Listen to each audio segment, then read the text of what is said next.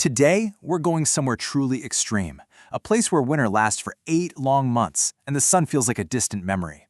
But buried beneath all that ice, there's a treasure that's been waiting for billions of years. This is the absolutely incredible story of how engineers went to war with nature to build a mine in one of the most hostile places on Earth. So, welcome to the Canadian Arctic. We are way up there, about 200 kilometers south of the Arctic Circle. You have to understand, there are no roads here, no towns. There's just this endless, crushing ice. It's not just cold. This is a landscape that actively fights against you, a place that pushes people and their machines to the absolute breaking point. And that really brings us to this central question, doesn't it? The one that sounds completely impossible. The diamonds, they aren't just under the ice. They're at the bottom of a huge, deep, frozen lake. I mean, how in the world do you even start to solve a problem like that? But what a prize to go after. You see, these aren't just any diamonds. These things were forged over 150 kilometers deep inside the Earth and then shot to the surface in these violent volcanic eruptions about 55 million years ago. And they've just been sitting there ever since, locked away in that ancient rock.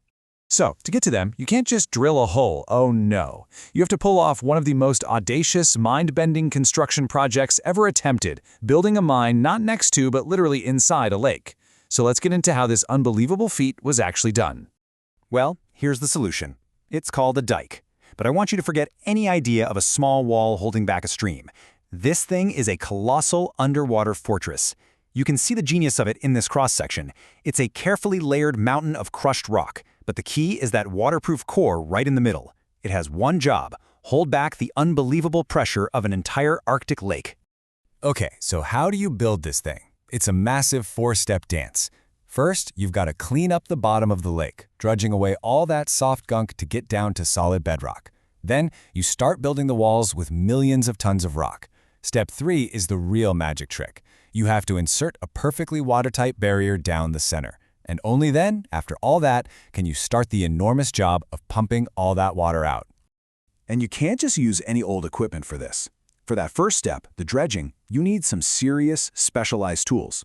See on the left, that's a cutter for the softer muck, but for the really tough, packed-down stuff, you need the beast on the right, with those teeth designed to just chew right through the dense glacial till, which is this nasty mix of clay, sand, and rock the glaciers left behind.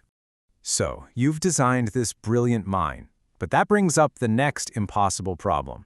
How are you going to get millions of tons of equipment, fuel, and supplies to one of the most remote spots on the entire planet? Well, the answer lies on one of the strangest and most dangerous roads in the world. This lifeline to the mine is 400 kilometers long. To give you some perspective, that's about the distance from London to Paris, except this highway is nothing like a normal road. And that's because for 86% of its length, it's not on land at all.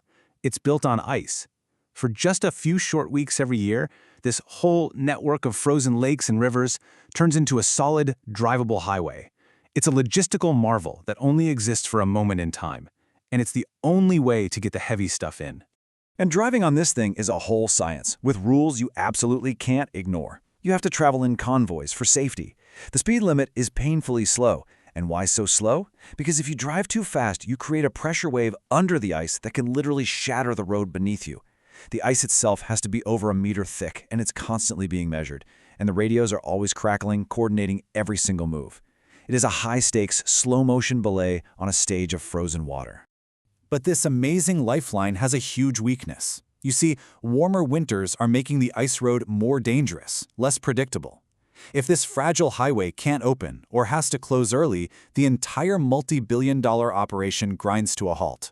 It's a pretty stark reminder of just how vulnerable this whole thing really is.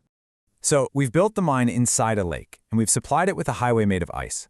Now, the final challenge, getting the actual diamonds out of the rock they've been trapped inside for millions of years. And this is what the treasure looks like before it's a treasure. This is called kimberlite ore. It's the volcanic rock that acted like a high-speed elevator, bringing the diamonds up from deep within the Earth. Right now, though, it's just tons and tons of gray rock on a conveyor belt. And the ratio of rock to reward is just staggering. Imagine you have to mine, haul, and crush several tons of this rock just to find a single diamond that's often no bigger than a pea. The scale of the effort is just almost impossible to comprehend. And this brings us to the great paradox of this whole process. Kimberlite is an extremely hard rock, but diamonds, even though they're the hardest natural material we know of, are also very brittle. You hit one just the wrong way, and it will shatter into dust. So the question is, how do you completely pulverize the tough container without destroying the fragile prize inside? The answer is precision. Those giant crushers aren't just about brute force. They are incredibly sophisticated, controlled by sensors and computer algorithms that calibrate the pressure with unbelievable accuracy.